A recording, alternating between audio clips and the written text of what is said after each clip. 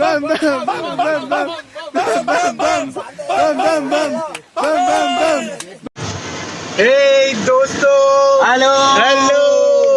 हम लोग जा रहे हैं दिल्ली में हैं और हम लोग यहाँ दिल्ली से श्रीगंज जा रहे हैं। अभी यात्रा स्टार्ट हमारी हो चुकी है और हम लोग अभी मेरे विनोद भाई कुछ बोलेंगे। पंच के लास्ट में सबसे खतरनाक यात्रा है श्रीखंड महादेव। बोलो मरर महादेव। राजू भाई कुछ बोलो, राजू भाई। अभी हम यहाँ से पुरानी दिल्ली रेलवे स्टेशन पहुँचेंगे और वहाँ से हमारी ट्रेन है कालका के लिए। Okay bye. हर हर महादेव। महादेव शिव शंकर शंभू। आए हैं हम। ये हम लोग कालका पहुँच चुके हैं। ये दिल्ली से सफर चालू हुआ था और हम कालका उतर चुके हैं। अभी सुबह के 5 बज रहे हैं। अभी हमें यहाँ से शिमला निकलना है। हर हर महादेव। हर हर महादेव। हर हर महादेव। जय शंकर की। ओम नमः शिवाय। सभी भक्तों को मेरा प्रणाम। भक्तों, इस वीडियो में हमने आपको श्रीखंड महादेव जी की यात्रा के बारे में ज्यादा से ज्यादा इंफॉर्मेशन देने की कोशिश करी है। अगर आप यात्रा के बारे में अधिक से अधिक जानकारी एकत्रित करना चाहते हैं तो आप इस वीडियो को अंत तक जरूर देखें। ये हमारे ड्राइवर जी हैं। इधर देखो ड्राइवर भाई साहब जरा। ये हमको लेके जाएंगे गांव तक सुरक्षित एकदम, इन्होंने बोला है। ये हमारी पूरी टीम है। ये हेलो। हर हर महादेव। हर हर महादेव। महादेव जी बुला रहे हैं, हम जा रहे हैं।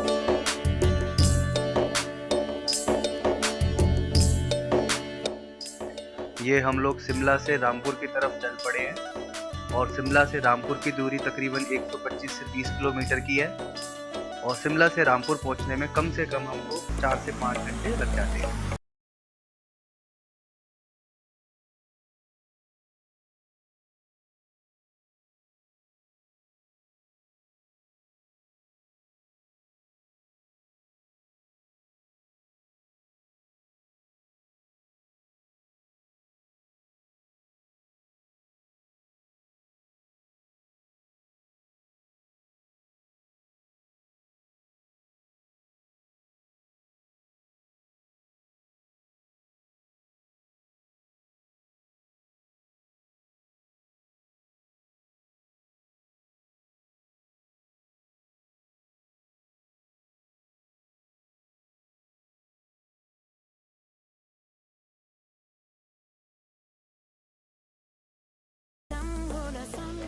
भक्तों, अब हम ये रामपुर पहुंच गए हैं। रामपुर से जाऊंगांव की दूरी तकरीबन 40 किलोमीटर है। हम रामपुर से पहले देवडांग गुफा जाएंगे जो कि यहाँ से तकरीबन 14-15 किलोमीटर की दूरी पर है और फिर वहाँ से हम आगे जाऊंगांव के लिए निकलेंगे।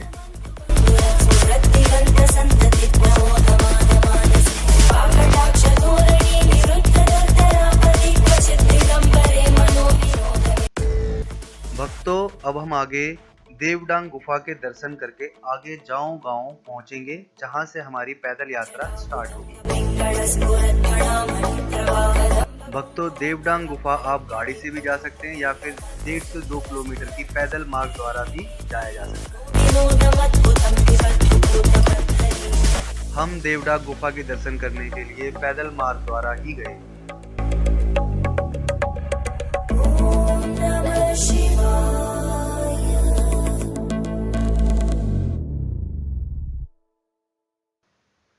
भक्तों, देवडांग गुफा के बारे में बताया जाता है कि जब भस्मासुर भोलेनाथ जी को भस्म करने के लिए उनके पीछे पीछे भाग रहा था, तब भोलेनाथ बैल गांव में नंदी जी को छोड़कर देवडांग गुफा की ओर गए और गुफा में नाग का रूप धारण करके गुफा के द्वारा 18,500 फीट की ऊंचाई पर एक शिला को चीरते हुए प्रकट हुए।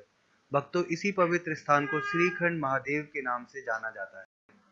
आइए भक्तों, हम आपको अभी देवडांग गुफा के दर्शन करवाते हैं। इसका गेट देखिए, बहुत ही संकरा है प्रवेश द्वार, लेकिन यह मान्यता है कि अगर सच्ची श्रद्धा हो तो मोटे से मोटा व्यक्ति भी अंदर प्रवेश पा जाता है। और यहाँ पे बहुत पहले से ऐसे पूजा अर्चना हो रही है और आप अंदर देखेंगे तो इसमें आपको एक सुरंग सी भी नजर आएगी, जहाँ से कहा जाता है कि भोले बाबा सांप का रूप धारण करके इस सुरंग से आगे निकल गए थे। यहाँ पे मान्यता है, ये जो आप निशान देख रहे हैं, ये बोला जाता है कि भस्मासुर राक्षस के नाखून के निशान है, जब वो पीछे भागने की उसने कोशिश करी भोले बाबा के, लेकिन इससे आगे वो यहाँ से नहीं जा पाया।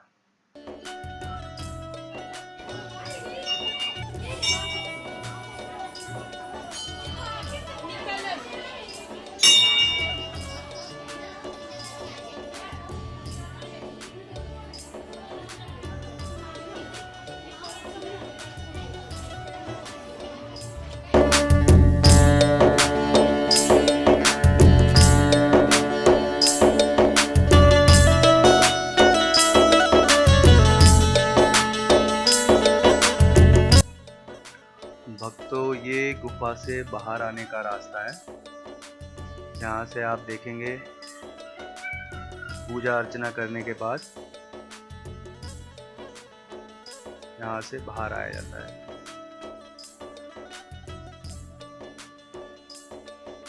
भक्तों, जैसा कि हमने पहले आपको बताया था कि भोलेनाथ बैलगांव में नंदी जी को छोड़ के ऊपर गुफा की तरफ गए, तो आइए अब हम आपको बैलगांव में नंदी जी के मंदिर के दर्शन करवाते हैं। ये जो आप सामने ये प्राचीन वृक्ष देख रहे हैं, इसी के ठीक नीचे नंदी जी का मंदिर है। ये बैलगांव में स्थित नंदी जी का प्राचीन मंदिर है, और ये जो वृक्ष आप देख रहे हैं, ये भी बहुत प्राचीन है, प्राचीन समय का है। आप देख सकते हैं इसकी बनावट को। ये नंदी जी की प्रतिमा यहाँ पे रखी गई है, भोलेनाथ जी की प्रतिमा साथ साथ है। यहीं पे ही भोलेनाथ ने नंदी जी को छोड़ दिया था। भक्तों, अब हम देवडांग गुफा से बागी पुल होते हुए जाओ गांव की तरफ निकल पड़े हैं, और अभी शाम का समय हो चुका है, और लगता है कि जाओ पहुंचते पहुंचते हमको रात हो जाएगी। शिव कैलाशों के वासी, धौड़ी धारों के राजा, शंकर संकट हरणा, शंकर संकट हरणा। भक्तों, ये हम बागी पुल पहुंच चुके हैं, और बागी पुल से जाओ का रास्ता 6 किलोमीटर का है। भक्तों, दिल्ली से जाओ तक के तकरीबन 500 किलोमीटर के लंबे सफर के बाद फाइनली हम लोग जाओ पहुंचने वाले हैं। रात को हम लोग जाओ में ही रुकेंगे, और अगली सुबह श्रीखंड महादेव की पैदल यात्रा की शुरुआत करेंगे। जय शंकर की।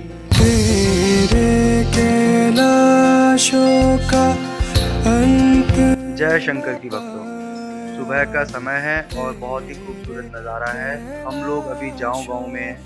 जाओ गांव से हम लोग अपनी श्रीखंड महादेव जी की पैदल यात्रा की शुरुआत करेंगे।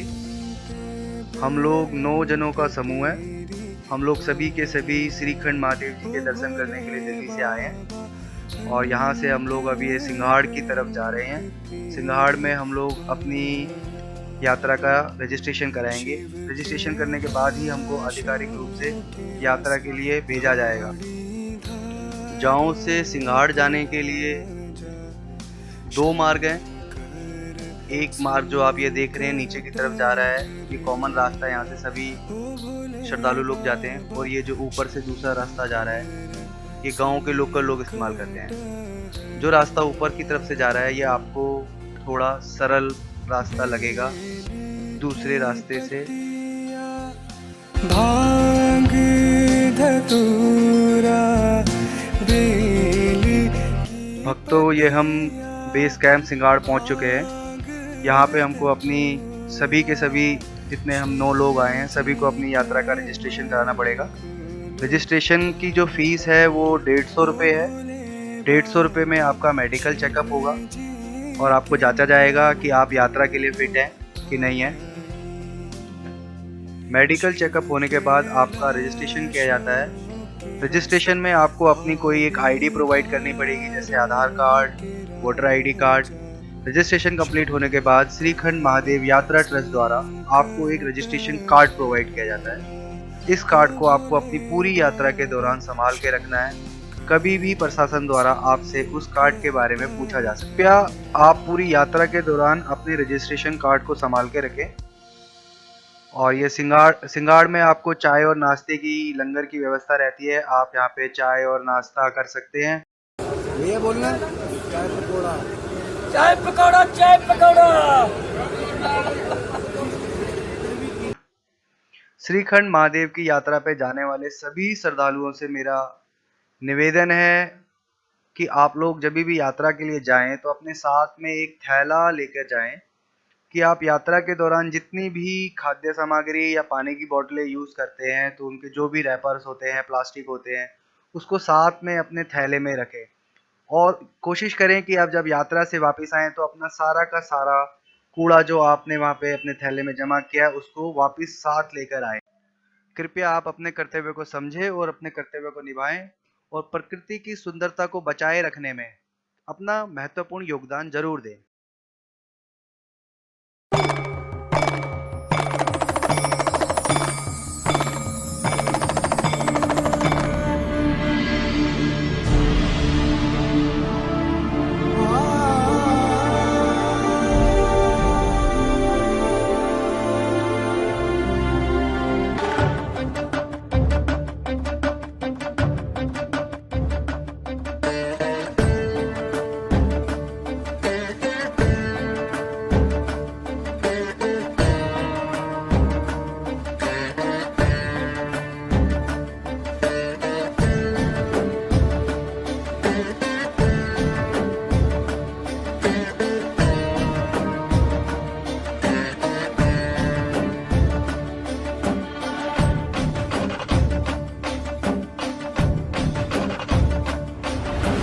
कर्पूरगौरं करुणावतारं संसारसारं भुजगेन्द्रहारं। कर्पूरगौरं करुणावतारं संसारसारं भुजगेन्द्रहारं। सदा वसन्तं हृदयारविन्दे, सदा वसन्तं हृदयारविन्दे।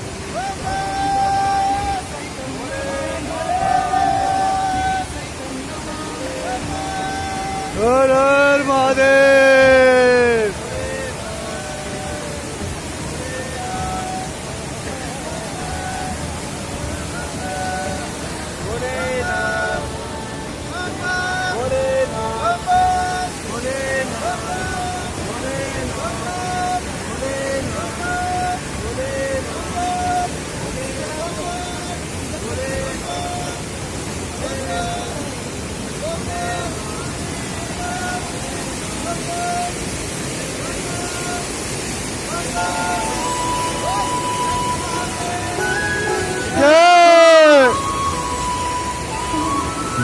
जय हो शंकरा, आदिदेव शंकरा। तेरे जाप के बिना चले ये सांस किस तरह। मेरा कर्म तू ही जाने, क्या बुरा है क्या भला। तेरे रास्ते।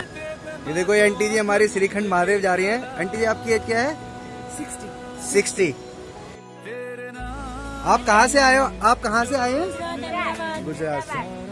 Best of. रास्ते में ये लोहे की सीढ़ियाँ हैं। ये लोहे की सीढ़ियाँ उतरने के बाद हम लोग सीधा बराटी नाला पहुँचे।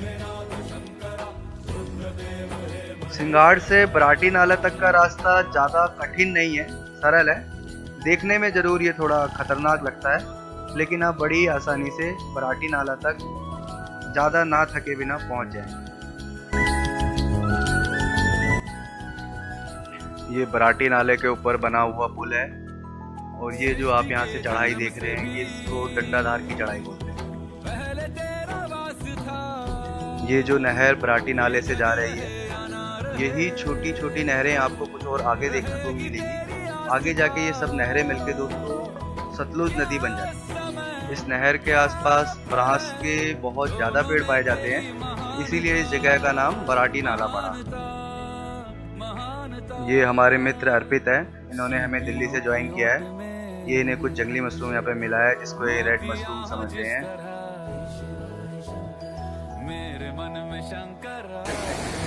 ये बाबा जी का लंगर है। यहाँ पे आपको बराटी नाले पे छोटा सा लंगर बाबा जी का मिलेगा। यहाँ पे आपको पकोड़े और चाय नाश्ता आपको मिल सकता है और यहाँ पे सिर्फ बाबा जी अकेले ही सेवा करते हैं।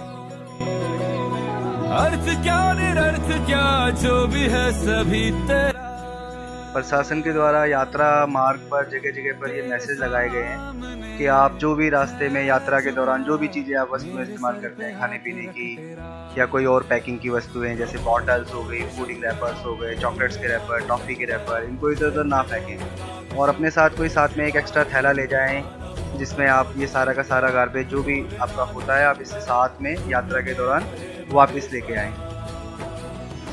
यहाँ से अब हमको अपने पहले पड़ाव थाचड़ू की तरफ चढ़ना है और ये उसके लिए हम अपने ग्लूकोज वगैरह बॉटल्स में तैयार कर रहे हैं क्योंकि ये चढ़ाई बहुत ही कठिन है, बहुत स्ट्रेट है। 80 to 90 डिग्री एंगल पे आपको इस पे चढ़ना होता है। बराटी नाले से थाचड़ू तक की दूरी 6 से 7 किलोमीटर की है और बराटी नाले से काली टॉप तक की चढ़ाई को डंडा धार की चढ़ाई बोलते हैं।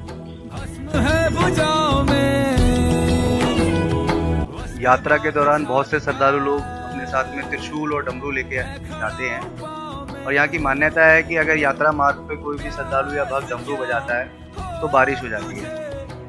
ये हम लोग डंडाधार की चढ़ाई चढ़ रहे हैं। तो ये हमारे साथ मित्र हैं अंश शर्मा जी। ये डमरू वाली मान्यता को सीरियस ना लेते हुए ये देखो यात्रा मार्ग पे डमरू बजा रहे हैं। देखो डमरू मत बजा यार, मत बजा भाई। मांगा कुछ कभी नहीं। ये आपको रास्ते में यहाँ पे रुकने के लिए कैंप मिल जाएंगे जहाँ पे आप रेस्ट कर सकते हैं, चाय वगैरह ले सकते हैं, मैगी खा सकते हैं या अदर कोई फूडिंग आइटम आप यहाँ से प्राप्त कर सकते हैं। आप यहाँ पे थोड़ी देर ज़्यादा भी देर रेस्ट करें, इसका रेस्ट करने का कोई आपसे चार्ज नहीं देता है। और यहाँ पे रेस्ट करने के बाद फिर हम लोग ये अगेन थाचड़ू की तरफ डंडाधार की चढ़ाई चढ़ना हमने फिर से शुरू कर दिया है। मैं बाट के प्याला विश का तूने खुद। हम लोग बराटी नाला से तकरीबन 4-5 किलोमीटर आगे चल चुके हैं। इस जगह को 30 बील के नाम से जाना जाता है, 30 बील बोलते हैं। और देखो यहाँ पे अब ये बारिश स्टार्ट हो गई है। बारिश होने से यात्रा मार्ग बहुत ही ज़्यादा स्लिपरी हो जाता है। तो मैं सभी श्रद्धालुओं से बोलूँगा जो यात्रा पे जाएं वो अपने साथ हाइकिंग और ट्रैकिंग के लिए सूटेबल जो शूज़ होते हैं वही लेके जाएं। हम लोग अब अपने यात्रा के पहला पड़ाव थाचड़ू पे पहुँच चुके हैं। थाचड़ू में आपको लंगर की सुविधा मिल जाएगी, बहुत सारे कैंप मिल जाएंगे नाइट स्टे करने के लिए। नाइट स्टे का यहाँ पे चार्ज 200 से 250 रुपये रहता है जिसमें आपको नाइट मील कॉम्प्लीमेंट्री मिलती है। थाचड़ू बराटी नाला से थाचड़ू तक आपको कोई मोबाइल चार्जिंग की सुविधा नहीं मिलेगी। हाँ बीच बीच में कहीं पे आपको जियो के नेटवर्क या BSNL के नेटवर्क मिल सकते हैं। तो आप अपने साथ में कोई अच्छा पावर बैंक लेके जाएं हाई mAh का, जैसे 10,000 mAh 20,000 mAh। बराटी नाला से लेके भीम द्वार तक आपको चार्जिंग की कोई भी सुविधा रास्ते में नहीं मिलेगी। थाचड़ू में लंगर खाने के बाद हम लोग अपने यात्रा के दूसरे पड़ाव काली टॉप की ओर चल पड़े हैं। यात्रा मार्ग में बारिश हो रही है। 30 बील से बारिश स्टार्ट हो गई थी और जैसा हमने आपको पहले बताया था कि यात्रा मार्ग पे ये मान्यता मानी जाती है कि अगर डमरू बजाते हैं तो बारिश हो जाती है। और हमारे साथ उसी मान्यता के अनुसार घटित हुआ कि अंश शर्मा जी ने थोड़ी देर पहले डमरू बजाया था और वहाँ से कुछ ही दूरी तय करने के बाद बारिश स्टार्ट हो गई। थाचड़ू से काली टॉप की दूरी लगभग 2 से 2.5 किलोमीटर की है और इसको चढ़ने में आपको तकरीबन 2.5 से 3 घंटे लग जाते हैं। काली टॉप तक की चढ़ाई पूरी खड़ी चढ़ाई है, डंडाधार की चढ़ाई।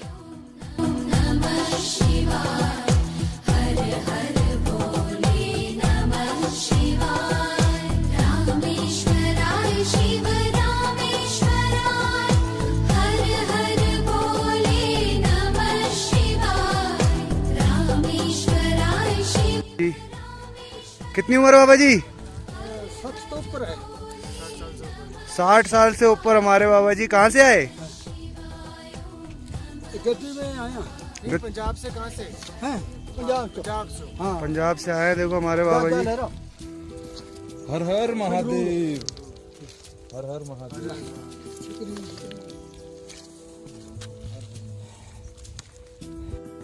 दोस्तों, यात्रा के दौरान मौसम लगातार बदलता रहता है। कुछ ही देर में आपको कभी तेज बारिश हो जाएगी, थोड़ी आगे चलेंगे तो फिर आपको तेज धूप हो जाएगी, कभी एकदम छाया हो जाएगा, कोहरा हो जाएगा। आप यात्रा पे जाएं तो अपने साथ बारिश से बचने के लिए सभी सामान लेके जाएं, जैसे छाता, एक अच्छा वाटरप्रूफ बैग, अच्छा रेनकोट। अगर आपका बैग वाटरप्रूफ ना हो तो उसको एक वाटरप्रूफ कवर साथ में ज़रूर लेके जाएं।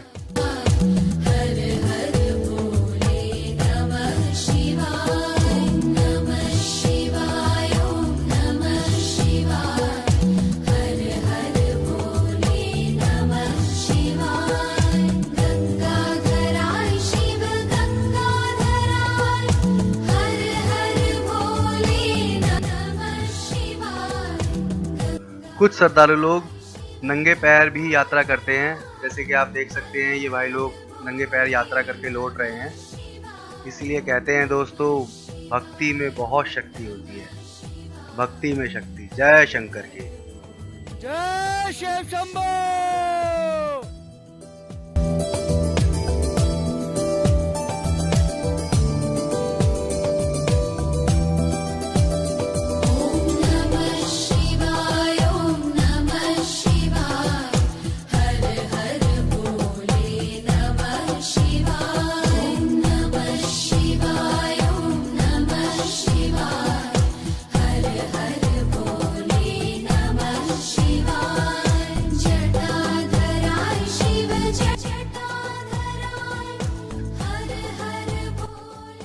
अब हम लोग काली घाटी पहुंच चुके हैं और यहाँ से काली टॉप की दूरी तकरीबन आधा से 1 किलोमीटर की दूरी पर है। शाम का वक्त है और देखिए मौसम एकदम साफ है। आपको यहाँ से प्रकृति के बहुत ही खूबसूरत नज़ारे के दर्शन होते हैं। काली घाटी में एक खास किस्म के चूहे पाए जाते हैं जिनकी पूंछ नहीं होती है और ये माना जाता है कि आप इनकी फ़ोटो नहीं खींच पाते। अगर आप जैसे ही फ़ोटो खींचने की कोशिश करेंगे तो ये चूहा कहीं ना कहीं छुप जाएगा या एकदम से भाग जाएगा।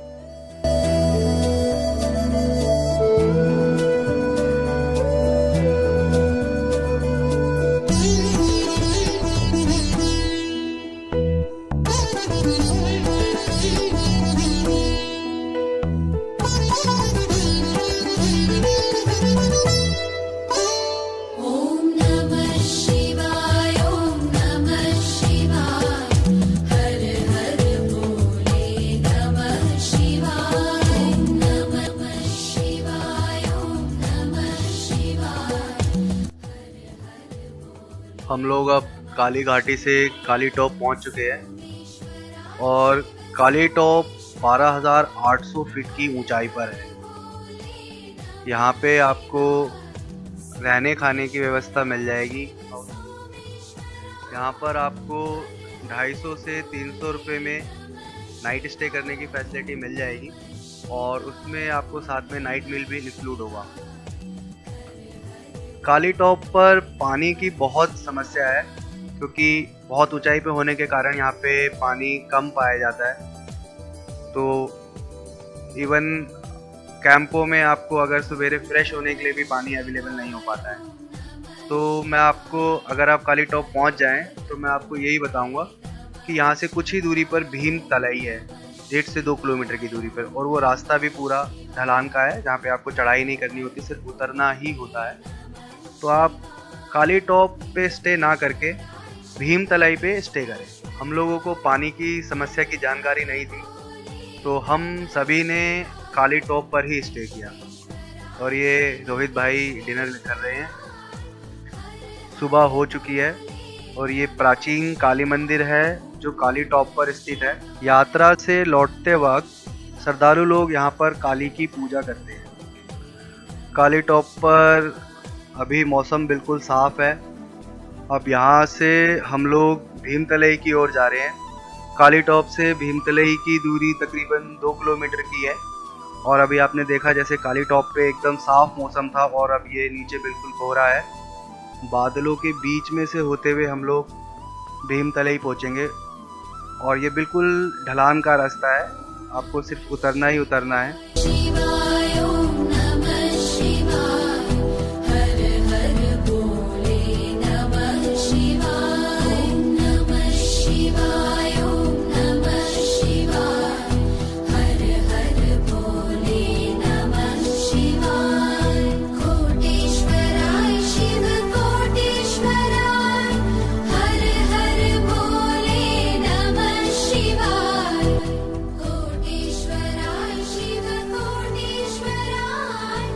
हम अभी भीमतलाई पहुंचने वाले हैं और अभी किसी श्रद्धालु के द्वारा हमें पता चला है कि मौसम खराब होने की वजह से भीमद्वारी से आगे की यात्रा रोक दी गई है।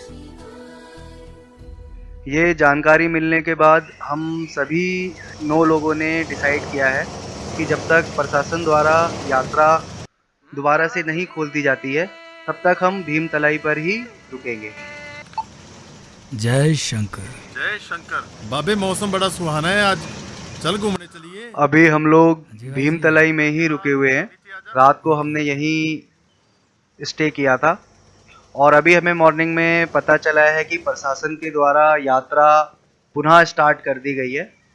मौसम साफ है। हम लोग अब भीमतलाई से अपने यात्रा के अगले पड़ाव कुंसा की ओर चल पड़े हैं और भीमतलाई से कुंसा की दूरी लगभग 3 किलोमीटर की है। रास्ता बारिश होने के कारण बहुत स्लिपरी हो चुका है। जय शंकर के। जय शिव। ओम नमः शिवाय। चलिए फिर।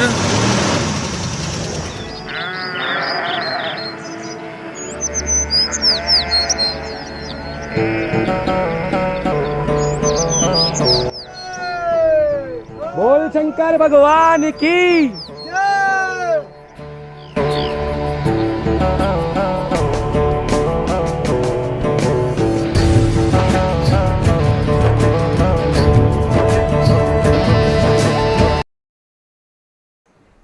हर हर महादेव, हर हर महादेव। बोला है भंडारी करे नंदी की सवारी, भोलेनाथ वे, भोलेनाथ वे। भोले भोले भोले भोले भोले भोले भोले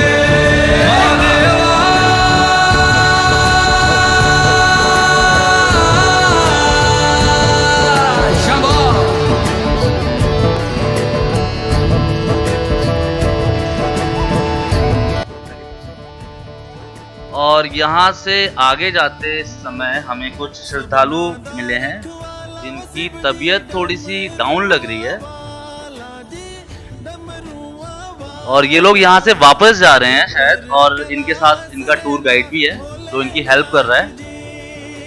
और यहाँ से थोड़ा सा और आगे चलेंगे हम भीमतलाई से कुंसा की और जाते समय हमें यहाँ पे बगल में झरना भी मिला है और आगे रास्ता थोड़ा सा गीला रहेगा, थोड़ा सा संभल के चलना पड़ेगा। बाकी हमारे साथ सभी दोस्त ऑलमोस्ट आगे निकल ही गए हैं और यहाँ चारों तरफ जड़ी बूटियाँ पाई जाती हैं। आपको यहाँ पेड़ कम ही देखने को मिलेंगे वैसे तो ये जड़ी बूटियाँ बेसिकली हमारे आयुर्वेद में मेडिसिन के लिए यूज होती हैं। और यहाँ से हम थोड़ा सा और आगे चलेंगे। डम डम बजतो जाए रे। और आप यहाँ से देख सकते हैं लेफ्ट साइड में हमें हमारा पहला ग्लेशियर दिखाई दे रहा है जो कि कुंचा और भीमतलाई के बीच में है।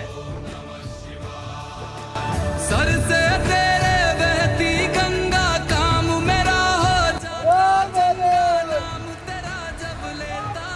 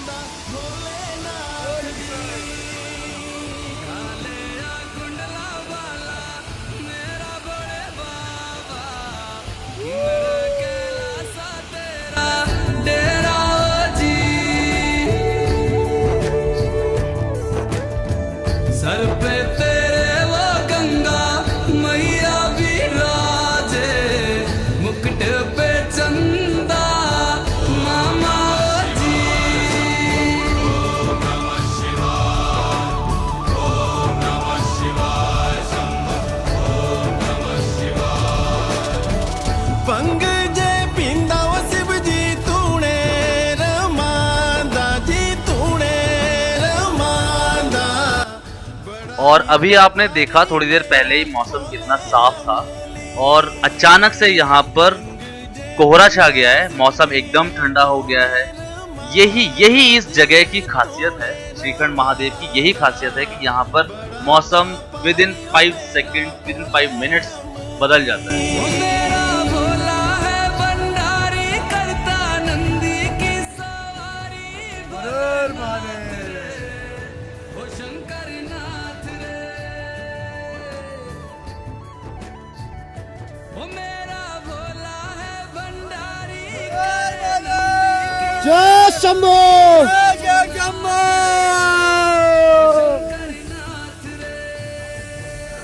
हम लोग अब ये कुंसा पहुंच चुके हैं और ये देखिए कुंसा पहुंचते ही यहाँ पे बारिश स्टार्ट हो गई है। कुंसा में आपको रहने के लिए कैंप मिल जाएंगे, नाइट में खाने की व्यवस्था आपको मिल जाएगी और कुंसा में एक मेडिकल कैंप भी अवेलेबल है जहाँ पे अगर आपको कोई प्रॉब्लम हो रही हो तो आप मेडिसिन वगैरह ले सकते हैं। कुंसा में नाइट स्टे का जो चार्ज है वो वही 250 से 300 रुपये है, जिसमें आपको नाइट मील इंक्लूड रहता है साथ में। अभी दोपहर का समय हो रहा है और बारिश बहुत ही तेज़ हो रही है, तो हम लोग अभी कुंसा में ही स्टे करेंगे, रुकेंगे और बारिश के रुकने का इंतज़ार करेंगे।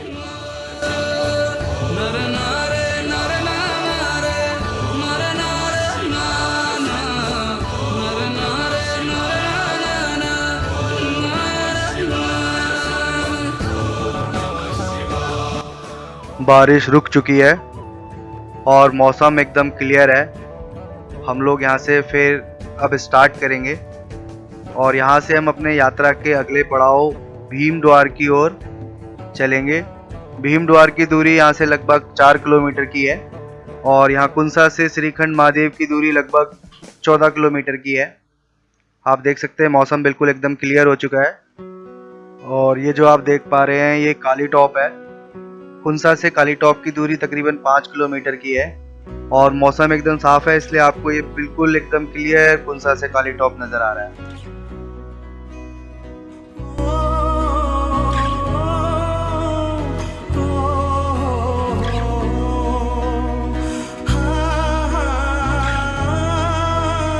और ये हम थोड़ी आगे चले थे और फिर ये दोबारा से देखिए एकदम से ही कोहरा दोबारा से मौसम में छाने लगा है। जैसा हमने आपको पहले भी बताया था कि मौसम चेंज होने पे यहाँ पे बिल्कुल भी टाइम नहीं लगता और अभी देखिए आप कितना कोहरा। और ये हम एक ही पहाड़ी चेंज करी, दूसरी पहाड़ी पार करके हम पहुँचे थे और यहाँ पे एकदम मौसम साफ है, बिल्कुल क्लियर है।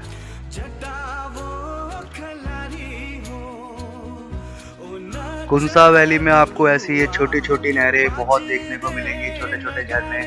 यही सारे छोटे झरने और नहरें आगे जाके सतलुज नदी बन जाते हैं, जैसा हमने आपको पहले भी बताया था। और ये देखिए कुंसा वैली में प्रकृति की खूबसूरती के अद्भुत सौंदर्य को देखा जा सकता है।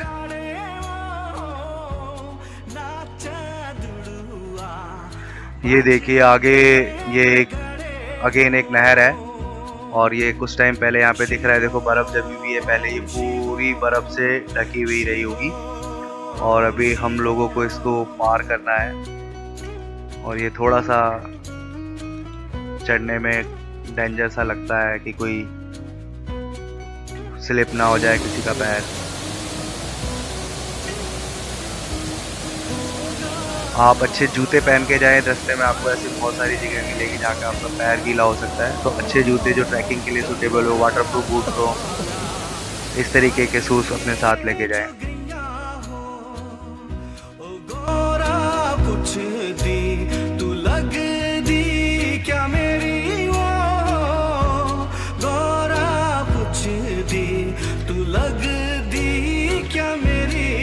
शंकर की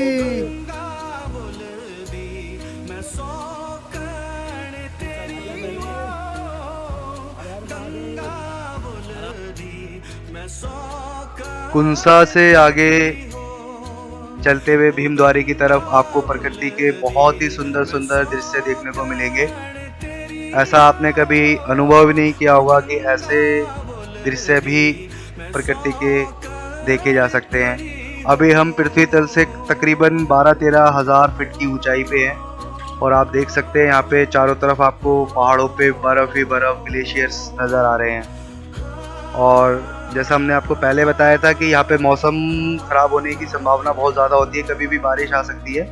तो आपको हम बता रहे हैं दोबारा कि अपने साथ में एक अच्छा रेनकोट, अच्छी क्वालिटी का रेनकोट लेके जाएं।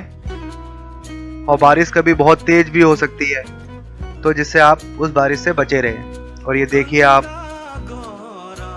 प्रकृति की खूबसूरती को आप बहुत अच्छे से डिटेल में हमने आपको दिखाने की कोशिश की है कि हम आपको ज़्यादा से ज़्यादा बाबा की नगरी के दर्शन करवा पाएँ इस वीडियो रिकॉर्डिंग द्वारा।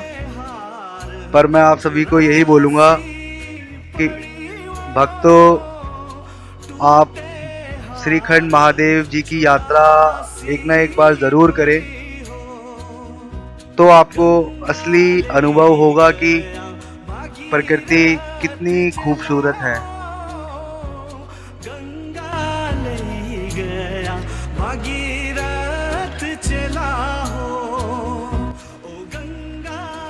चलो भोले बाबा के द्वारे सब दुख कटेंगे तुम्हारे।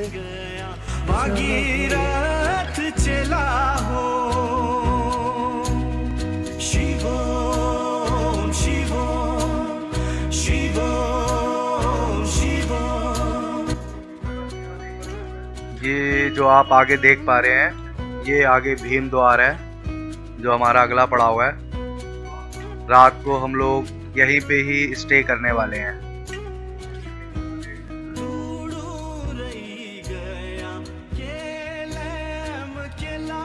भोले की जादू की नगरी।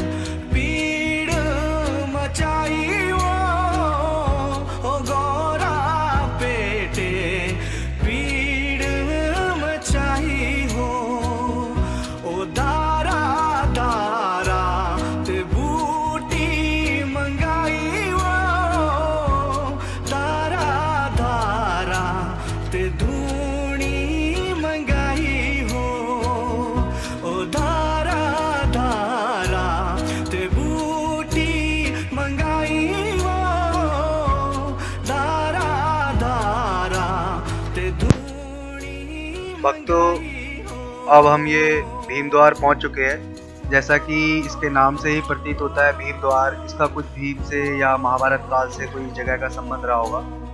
तो यहाँ पे हमने लोगों से पता किया तो हमें बताया जाता है कि जब भीम का जो पांडवों का जो वनवास था, उसमें से कुछ समय उन्होंने यहाँ पे भी बताया था। उस समय बकासुर नाम का एक राक्षस यहाँ रहा करता था जिसका बहुत ही आतंक था।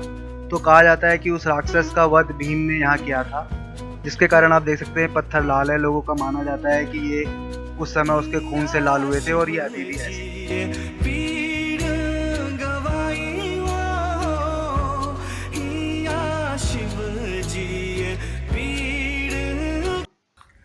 ये भीमद्वारी में आपको लंगर मिल जाएगा और यहाँ पे सभी भक्तजनों के लिए फ्री में खाने की, चाय की, सभी चीज़ों की व्यवस्था रहती है। और ये देखिए जो भक्तों, एक विशेष बात है कि ये जो लंगर जिस हाइट पे है, इतनी ऊंचाई पे इंसान चढ़ने के लिए भी बहुत बारी सोचता है, लेकिन यहाँ पर आप भक्ति की शक्ति देखिए कि इन भक्तजनों ने इतनी हाइट पे यात्रियों के लिए सुविधा उपलब्ध कराई है। एक रात भीमद्वारी में रुकने के बाद नेक्स्ट डे हम लोग उन्हें आगे अपनी यात्रा की शुरुआत करी है। अब यहाँ से श्रीखंड महादेव लगभग 10 किलोमीटर की दूरी पे है और अगला पड़ाव जो यहाँ से हम चलेंगे तो जो थोड़ा सा प्लेन आपको जगह मिलेगी वो पार्वती बाग कहा जाता है। ये आप देख रहे हैं, ये आगे पूरा ग्लेशियर है, इस पर आपको बहुत ही सावधानी से चलते हुए जाना है क्योंकि पैर स्लिप होने के चांसेस रहते हैं कई बारी, तो आप केयरफुली चलें। और जैसा पहले भी बताया था, आप शूज़ अपने साथ ऐसे ही लेके आएँ जो ग्लेशियर्स पे चलने के लिए कंफर्टेबल हो। यात्रा में उन शूज़, आगे की यात्रा में उन शूज़ की आपको बहुत आवश्यकता पड़ने वाली है। मैंने पहले भी 2-3 बार बताया, आप सोचेंगे, पर अब आप देखिएगा कि उन शूज़ की आपको कितनी ज़रूरत पड़ेगी। दोस्तों अब यहाँ से जो यात्रा शुरू होने वाली है आगे की, इस यात्रा में आपको कहीं पे भी कोई पानी नहीं मिलेगा, ना ही आपको कोई खाने की चीज़ मिलेगी, ना ही कोई आपको रेस्ट करने के लिए कोई टेंट या कोई ऐसी प्लेस मिले। और यहाँ पे आगे तक ज़्यादा से ज़्यादा ग्लेशियर ही हैं, बर्फ़ ही है। तो आपको ज़रूरत का सारा सामान अपने साथ यहाँ से लेके चलना चाहिए। जैसे कि आप पानी बहुत ही ज़रूरी अपने साथ लेके चलें, और जितना ज़्यादा आप कैरी कर सकते हो 2 लीटर 2.5 लीटर इतना पानी अपने साथ कैरी करके चले। और खाने के लिए अपने साथ ड्राई फ्रूट्स रखें, और जैसे कि काजू हो गया, कुछ आप किशमिश रख सकते हैं जिससे कि आपका गला ना सूखे, कुछ बादाम रख सकते हैं, इस टाइप की चीज़ अपने बैग में रखें। और जैसे बिस्किट और ये अदर ब्रेड आइटम है, ये अवॉइड करें क्योंकि इनको खाने से आपको प्यास ज़्यादा लगती है। और मैंने आपको बताया पानी की अवेलेबिलिटी इधर रहती नहीं है। यहाँ से आप ये जो अपना बैग कैरी करेंगे तो आपका जो भी एक्स्ट्रा सामान है उसको आप सारा अपने टेंट में छोड़ दें, और कोशिश कीजिएगा कि कम से कम सामान साथ ले जाए, लाइट से लाइट हल्के से हल्का बैग अपना लेके जाएं, पर एसेंशियल साथ में ज़रूर रख लीजिए। और भीमद्वार के बाद आपको मोबाइल का नेटवर्क भी बिल्कुल चले जाता है, कोई नेटवर्क नहीं मिलता आगे। भक्तों अब हम ये पार्वती बाग पहुंच चुके हैं, और यहाँ पे स्टे करने के लिए कैंप ज़्यादा अवेलेबल नहीं होते हैं। और यहाँ से आप ये देखेंगे श्रीखंड महादेव जी को जाने के लिए 2 रास्ते हैं, जिसमें से कि एक रास्ता ही आपको हम दिखा रहे हैं। ये रास्ता बहुत ही टफ रास्ता माना जाता है। इसमें आपको 80 to 90 डिग्री के एंगल पे खड़ी चढ़ाई बर्फ़ के ऊपर करनी होती है, बहुत स्लिपरी होता है, बहुत रिस्की होता है। तो हम आपको कहेंगे कि आप इस रास्ते से ना जाएं, जो दूसरा थोड़ा आसान रास्ता है उसको फॉलो करें। लेकिन अगर आपको एडवेंचरस में मज़ा आता है तो आप इस रास्ते को ज्वाइन कर सकते हैं। ये देखिए पार्वती बाग का बहुत ही खूबसूरत नज़ारा, सुबह सुबह का नज़ारा है ये दोस्तों। एकदम बर्फ़ ही बर्फ़ चारों तरफ है। ये जो आप रास्ता देख रहे हैं यह वो आसान वाला रास्ता है। ये नैन सरोवर से भीम पौड़ी होते हुए श्रीखंड महादेव जी की ओर जाता है। और इस रास्ते में भी आपको बहुत बर्फ़ ही बर्फ़ और पत्थर, बहुत कठिन चढ़ाई होने वाली है आपकी आगे।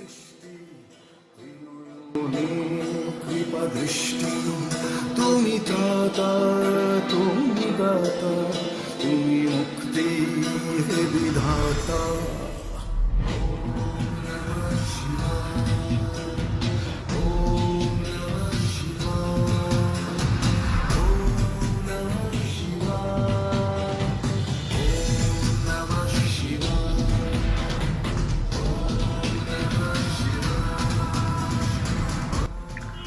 पार्वती बाग से 3 किलोमीटर चलने के बाद हम लोग अब ये नैन सरोवर पहुंच चुके हैं। और ये दोस्तों नैन सरोवर की भी यहाँ पे मान्यता बताई जाती है कि जो सरोवर बना हुआ है ये पार्वती जी के आंसुओं से बना है।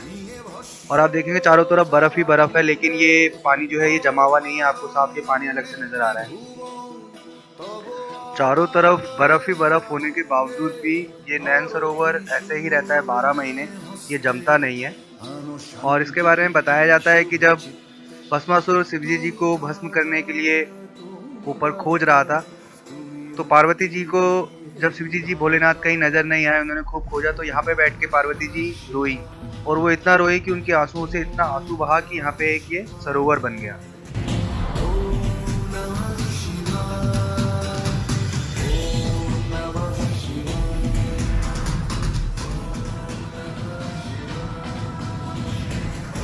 हम लोग ये नैन सरोवर से आगे की ओर चल पड़े हैं, और इससे आगे की जो चढ़ाई है वो और भी ज़्यादा कठिन हो जाती है, क्योंकि यहाँ पे बर्फ़ और सिर्फ पत्थर हैं, बड़ी बड़ी चट्टानें हैं जिनको आपको अपने हाथों के सहारे पकड़ पकड़ के चढ़ना होता है। कोई भी मैनमेड रास्ता नहीं है, सारे नेचुरल पत्थर पड़े हुए हैं, उन्हीं के ऊपर से चल के जाना है। ऑक्सीजन की दोस्तों यहाँ पे काफ़ी कमी हो जाती है, कई लोगों को प्रॉब्लम भी होने लग जाती है, सांस फूलने लग जाता है। तो जैसे आप अगर यात्रा पे जाएं तो अपने साथ एक पोर्टेबल ऑक्सीजन का कैन आता है, वो अपने साथ लेके चलें।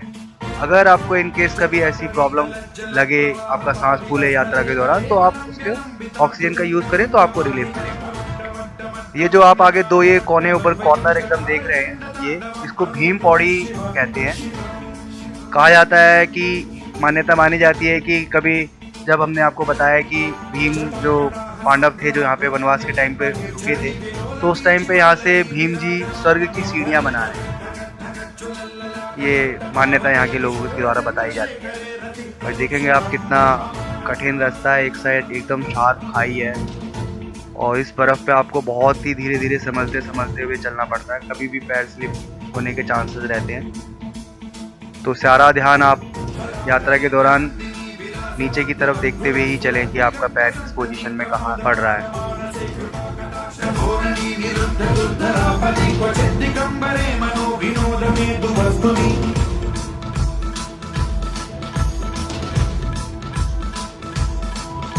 जटाभुजंग पिंगल स्फुरत्सुणामणि प्रभाकरंग कुंकुमद्रव प्रलिप्त दिग्वधूमुखे मदांग सिंधुरस्फुरत्वदुत्तरीय मेधुरे मनो विनोदमद्भुतं बिभर्तु भूतभर्तरि। ये आप यहाँ पे हिमालय की पर्वत श्रृंखलाओं को देख सकते हैं, बहुत ही खूबसूरत नज़ारा है। और ये जो आप ये यहाँ पे सबसे ऊंची पर्वतीय चोटी है, इसको लोग यहाँ पे कार्तिक स्वामी जी के नाम से जानते हैं, जो शिवजी जी के बड़े पुत्र थे। कहते हैं कि वो यहाँ पे विराजमान है। इसकी दूरी लगभग श्रीखंड महादेव से करीबन 9-10 किलोमीटर दूरी बताई जाती है कि श्रीखंड महादेव से भी कार्तिक स्वामी जी की दूरी तकरीबन 9 से 10 किलोमीटर की है, ये एक अंदाजन दूरी। और ये आप देख सकते हैं कितना बेहतरीन पर्वत श्रृंखलाओं का नज़ारा। आपको ऐसा लगता है जैसे बस बादल आपके पास में ही है, आकाश को आप छू सकते हैं। पृथ्वी से करीबन हम लोग इस समय 16-17 हज़ार फीट की ऊंचाई पे हैं। और ये देखिए चारों तरफ बर्फ़ ही बर्फ़ है, बहुत ही खतरनाक रास्ता है। आप देख सकते हैं कैसे स्लिपरी है, बहुत ही संभल के हम लोगों को पैर रखना पड़ता है।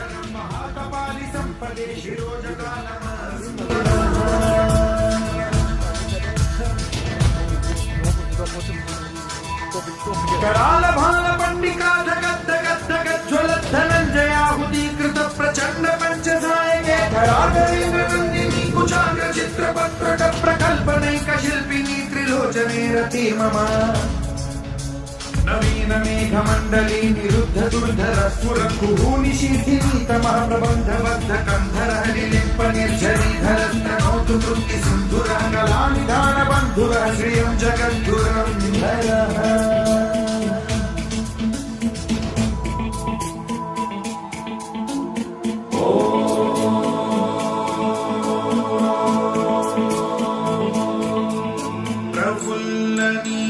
पंकज प्रपंच प्रभावलंबिकंठ गंधली रुचि प्रबद्ध गंधरं स्मरच्छिदं पुरच्छिदं भवच्छिदं मखच्छिदं गजच्छिदं धगच्छिदं तमन्तकच्छिदं भजे